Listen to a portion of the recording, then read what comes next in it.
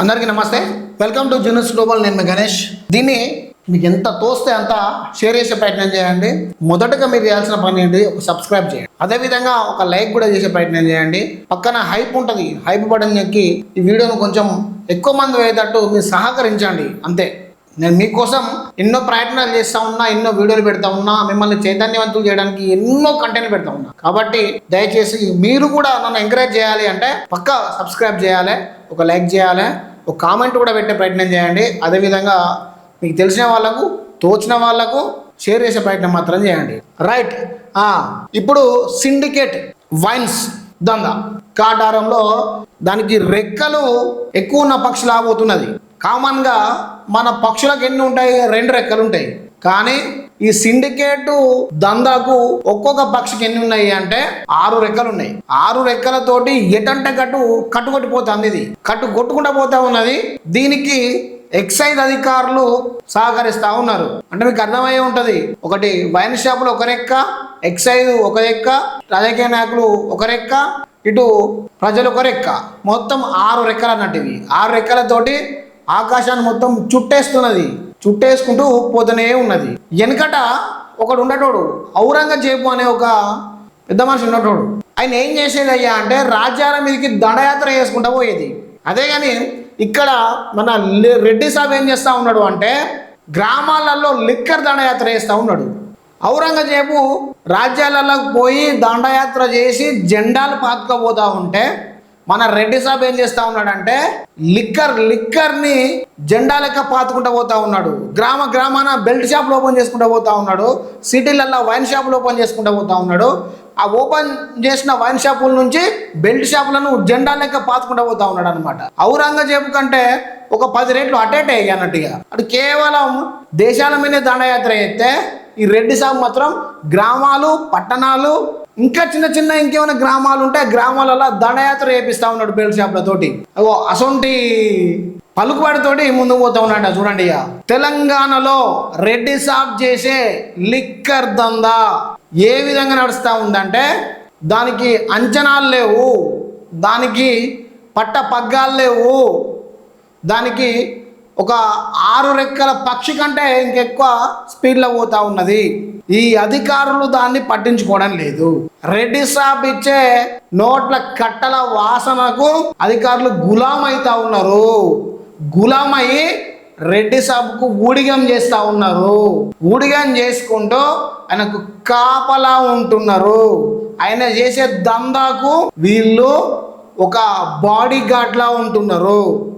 Body గార్డ్లా ఉంటూ ఒక రాజధానిని క్రియేట్ చేసారు వీళ్ళు, లిక్కర్ రాజధాని. వెనకట అనటోళ్ళు మనోళ్ళు ఒక రాజధానిలో రాజు ఉండేటోడు, రాజే పరిపాలన చేసేటోడు అని చెప్పి అనేటోళ్ళు. ఇప్పుడు ఈ లిక్కర్ రాజధానికి ఒక రాజు ఉన్నాడు, ఆ రాజే రెడ్డి సాబ్. ఆ రెడ్డి సాబ్ ఎలా పెడతా ఉన్నాడంటే పట్టపగ్గాలు లేవు, పగ్గాలు లేని ఎటు వరద కట్టు పోతుంది. ఆ విధంగా మన రాజాసాబు అట్లా పోతున్నాడు. అట్లుంది. రాజాసాబు అని ఎందుకన్నా అంటే అందులో దయ్యం ఎటు పోయేదే లేదు, ఏ క్యారెక్టర్ వస్తాను కూడా తెలియదు. కాబట్టి రెడ్డి సాబ్, రాజాసాబ్ రాజధాని ఏలేస్తున్నారు. ఇట్లున్నది. రైట్. కాటారం మండలంలో మద్యం అక్రమ వ్యాపారం విచ్చలవిడిగా కొనసాగుతుండడంపై ప్రజల్లో తీవ్ర అసంతృప్తి వ్యక్తమవుతుంది. లిక్కర్ డాన్, చెప్పాను కదా, లిక్కర్ డాన్గా పేరొందిన ఒక వ్యక్తి వ్యవస్థనే శాసిస్తున్నాడన్న ఆరోపణలు స్థానికంగా చర్చనీయాంశంగా మారాయి. ఎక్సైజ్ శాఖ నుండి ప్రజాప్రతినిధులు వరకు అందరూ మౌనం వ్యవహరిస్తున్నారన్న విమర్శలు వెల్లువెత్తుతున్నాయి. స్థానికంగా రెడ్డి సాబ్ బయటకు వస్తున్నాడు అనే మాట వినిపిస్తే కమిషనర్ నుంచి కానిస్టేబుల్ వరకు అప్రమత్తం అవుతారని ప్రజలు వ్యంగ్యంగా వ్యాఖ్యానిస్తున్నారు. కాటారం ఇప్పుడు గ్రామం కాకుండా లిక్కర్ రాజధానిగా మారింది. బెల్ట్ షాపులు భూముల్లో ఉన్నాయని విమర్శలు వస్తున్నాయి. చూడండి, కాటారం ఇప్పుడు ఏంటిది, సిటీ కాదు, లిక్కర్ రాజధానిగా తయారైపోయిందట. ఎవరి వల్ల? రెడ్డి సాబ్ చేసి కాటారాన్ని సిటీగా కాదు లిక్కర్ రాజధానిగా మార్చేసి ఎక్కడికక్కడ ఏల్తా ఉన్నాడు. మంత్రులను పెట్టిండు, రక్షక భటులను పెట్టిండు, సైన్యాధిపతులను పెట్టిండు, దాంచుతాడు. నేనేం చెప్పిన, ఔరంగజేబు రాజ్యాలను పెడితే జయిస్తే రెడ్డి సాబ్ గ్రామాలు జయిస్తాడు. ఔరంగజేబు జెండాలు పాతితే రెడ్డి సాబ్ లిక్కర్ షాపులను పాతుకుంటూ పోతున్నాడు. చూడండి ఎట్లున్నది, జెండాకు లిక్కర్కు. మళ్ళా ఈ లిక్కరు మొత్తం స్పిరిట్, ఇప్పుడు వచ్చే మందు మొత్తం స్పిరిట్, కొత్త మందు డిసెంబర్లో తయారైన మందు ఇప్పుడు విక్రయిస్తూ ఉన్నారు. అంటే చూడండి ఎంత స్పిరిట్ ఉంటుందో అందులో. అది తాగితే కడుపుల పేగులు మొత్తం ఎక్కడికక్కడ మాడిపోతాయి. ఒక 1 ఇయర్లో పోయి మన బాడీలో చేంజెస్ కనబడతాయి. ఇప్పుడు తాగే మందు మొత్తం అంత స్పిరిట్ అనమాట. అది చూడండి ఎంత స్పిరిట్ అమ్ముతున్నారో. ఎవరు అమ్ముతున్నారు? రెడ్డి సాబ్. మండలాల్లో 500కి పైగా బెల్ట్ షాపులు పనిచేస్తున్నాయన్న ఆరోపణలు ఉన్నాయి. రోజుకు లక్షల్లో మద్యం అమ్మకాలు జరుగుతున్నాయని స్థానికులు చెబుతున్నారు. ప్రతి 10 ఇళ్లకు ఒక బెల్ట్ షాప్, ప్రతి వీధికి ఒక లిక్కర్ ఏజెంట్, ప్రతి యువకుడికి అప్పుల పుస్తకం అన్న పరిస్థితి ఏర్పడింది. రోడ్ల అవసరం లేదు, మద్యం దుకాణాలే సరిపోతాయి. ఉద్యోగాలు అవసరం లేదు, బెల్ట్ షాపులే ఉపాధి అన్నట్టుగా అభివృద్ధి మద్యం ఆధారంగా మారిందని ప్రజలు తీవ్రంగా మండిపడుతున్నారు. కాటారం మండలంలో ఇప్పుడు ఒక వ్యక్తి పాలిస్తున్న లిక్కర్ సామ్రాజ్యంగా మారిపోతుందన్న ఆరోపణలు బలంగా వినిపిస్తున్నాయి. చెప్పినా కదా, ఔరంగజేబు దండయాత్ర వేసుకుంటూ వచ్చి కాటారంకి వచ్చిండు. ఇప్పుడు ఆ ఔరంగజేబు తోటే ఇప్పుడు రెడ్డి సాబ్ కాటారానికి వచ్చిండు, వేసిండు గుప్పెట్లో వచ్చి వేసిండు, రాజధాని క్రియేట్ చేసిండు. ఆ రాజధాని పేరే లిక్కర్ రాజధాని అని పెట్టిండు. సైన్యాన్ని ఏర్పాటు చేసిండు, సైన్యాధిపతిని పెట్టిండు, రాజును పెట్టిండు, మంత్రిని పెట్టిండు, వెళ్తా ఉన్నాడు. ఆయనే రెడ్డి సాబ్. ఆ రెడ్డి సాబ్ ఎవరో మీకు చాలా మంది తెలుసు, కానీ ఎవరు సపోర్ట్ చేయరు. రైట్, ఇప్పుడు సైన్యం ఏం చేస్తుందో ఒకసారి చూసే ప్రయత్నం చేద్దాం. ఈ పరిస్థితిపై ఎక్సైజ్ శాఖ స్పందించకపోవడం, మీడియా ప్రకటనలు మత్తులో ఉండడం, ప్రజాప్రతినిధులు లిక్కర్ లూబిలో భాగస్వాములై ఆరోపణలు రావడం ఆందోళన కలిగిస్తుంది.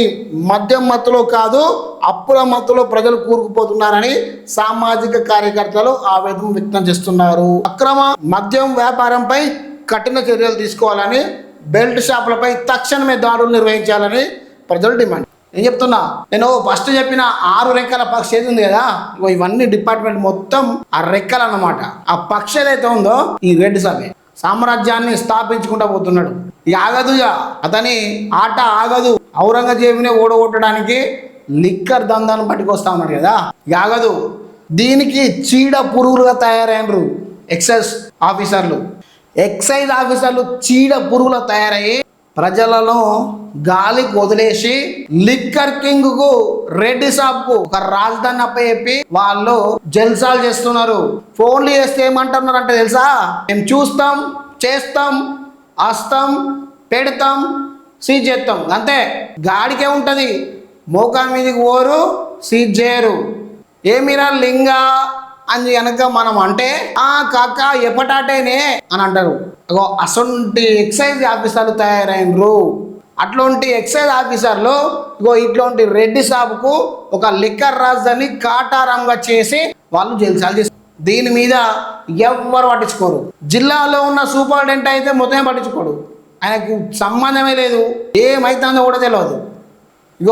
ఈ విధంగా ఏర్లై పారుతున్న మద్యాన్ని ఎవరు సీజ్ చేస్తారు?